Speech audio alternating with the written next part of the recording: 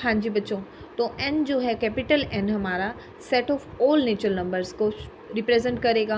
Capital Z set of all integers, Q set of all rational number, R set of all real number, Z positive यानी कि positive integers, Q positive यानी कि जिसमें positive rational numbers आएँ, Z positive, are positive जिस पे भी positive लगा है तो उसके साथ पॉजिटिव और दैट फॉर्म आ जाएगी, यानी कि रियल है तो रियल फॉर्म और रेशनल है तो रेशनल फॉर्म। और कॉम्प्लेक्स नंबर्स फिर आपको आगे क्लियर करेंगे कि अब कॉम्प्लेक्स नंबर्स क्या होते हैं। चैप्टर नंबर 5 में आपका कॉम्प्लेक्स नंबर्स आएगा, वहाँ पर आपको पूरी तरह से ही क्लियर कर दिया जाएगा। अब रिप्रेजेंटेशन कैसे करनी है, रिप्रेजेंटेशन ऑफ सेट्स को कैसे करना है रिप्रेजेंट, इसको रिप्रेजेंट करने के लिए हमारे पास दो फॉर्म हैं, यानी कि दो वे हैं। नंबर 1 है टेबुलर और रोस्टर फॉर्म, सेकंड बोली जाती है सेट बिल्डर फॉर्म और रूल मेथड। सेट बिल्डर, यहाँ से ही आपको क्लियर हो रहा हो कि सेट को बनाने के लिए, और या कह सकते हो आपकी रूल मेथड, जो आपको सेट को बनाने के लिए कोई रूल मिल रहा है उसको हम बोल देते हैं रूल मेथड। सेट को बनाने के लिए हमें एक रूल दे दिया गया या सेट को बनाने वाली फॉर्म। अब सबसे पहले बात करते हैं टेबुलर फॉर्म रोस्टर फॉर्म क्या होती है सेट की।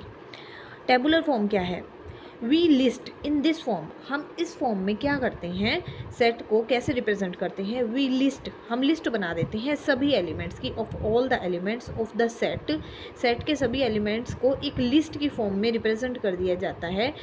कैसे कैसे सभी एलिमेंट्स को सेपरेट करते हुए, एक दूसरे से अलग अलग करते हुए, by means of commas, comma लगा करके, and enclosing them in curly bracket, और इन सभी एलिमेंट्स को सेपरेट करते हुए कोमास के साथ एक कर्ली ब्रैकेट में रिप्रेजेंट जब कर दिया जाता है तो ये सेट फॉर्म में आ जाता है। सेट की कौन सी फॉर्म में आ जाता है, टेबुलर और रोस्टर फॉर्म जिसको बोला जाता है। तो इस तरह से अगर आप एलिमेंट्स को लिस्ट कर करके एक कर्ली ब्रैकेट के अंदर डाल देते हो तो ये सेट की एक फॉर्म बन जाती है जिसका नाम है रोस्टर फॉर्म या फिर टेबुलर फॉर्म। अब हम बात करते हैं सेकेंड फॉर्म की जिसका नाम है set builder form.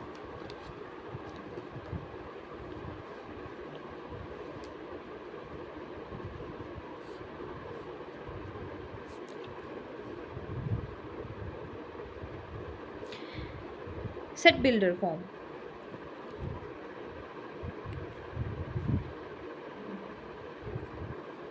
In this form, इस फॉर्म में हम क्या करते हैं, instead of listing all the element of a set, इसमें हम एलिमेंट्स को एक सेट में लिस्ट नहीं करते, लिस्ट की फॉर्म में नहीं दिखाते, यानी कि 1 by 1 कोमास के साथ आप नहीं रिप्रेजेंट करोगे। इसमें आप क्या करोगे, we write the set by some special property और द प्रॉपर्टी सेटिस्फाइड, हम एक प्रॉपर्टी, एक रूल बना करके दे देंगे कि आप इस रूल का फॉलो करके उस सेट की रोस्टर फॉर्म बना सकते हैं, कि ये जो फॉर्म है आपको सेट की रोस्टर फॉर्म बनाने के लिए एक रूल देती है। ये जो सेट की फॉर्म है आपको एक प्रॉपर्टी दे देती है कि इस प्रॉपर्टी का आपने यूज़ करना है, और तब जा कर के आप एलिमेंट्स को लिस्ट कर पाओगे, इसलिए इसका नाम है सेट बिल्डर फॉर्म। सेट को बनाने वाली फॉर्म है ये एक रूल मेथड है, आपको इससे एक रूल मिल जाता है कि आप सेट के एलिमेंट्स को लिस्ट की फॉर्म में कैसे प्रिपेयर करेंगे, क्या फॉलो करना है। जैसे आपको एक एग्जांपल दे देते हैं कि देखिए ये एग्जांपल लीजिए, first example, A is the set, कि एक ऐसा सेट है consisting of elements AEIOU which possesses a common property of being vowels in the English alphabet, then the set A can be written in the set builder form. कि हम ए के हमारे पास जो elements होंगे ना वो ये वॉवल्स होंगे, और कॉमन प्रॉपर्टी ऑफ बीइंग, और ये हमें पता है कि ये वोवल्स हैं, इंग्लिश के अल्फ़ाबेट हैं। Then the set A can be written in the set builder form, कि अगर हम इसको सेट बिल्डर फॉर्म में रिप्रेजेंट करना चाहें तो हम कैसे करें, हम इस तरह से लिखते हैं ए इज़ इक्वल टू, यानी कि ए हमारा सेट है, ए इज़ इक्वल टू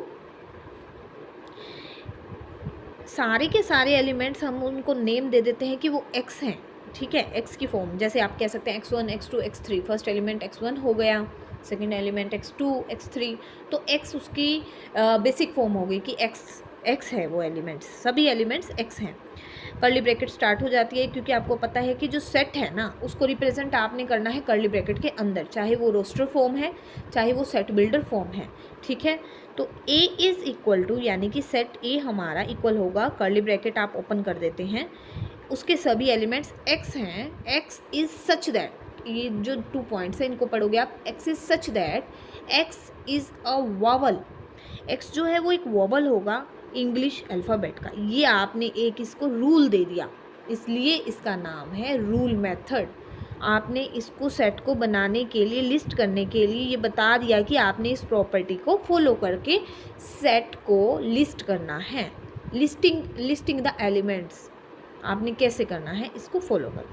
ये हो गई हमारी सेट बिल्डर फॉर्म। सेट को बनाने के लिए क्या कंडीशन दी, क्या प्रॉपर्टी है, x is a vowel in English alphabets. अब इसी को अगर मैं सेट बिल्डर फॉर्म से, सेट बिल्डर फॉर्म है हमारी, ये मैं इसी से आपकी एक वो भी बना देना चाहती हूँ आपकी, जैसे फर्स्ट मैं लिख रही हूँ सेट बिल्डर फॉर्म, ठीक है। आपको दिया गया है सेट बिल्डर फॉर्म में कैसे,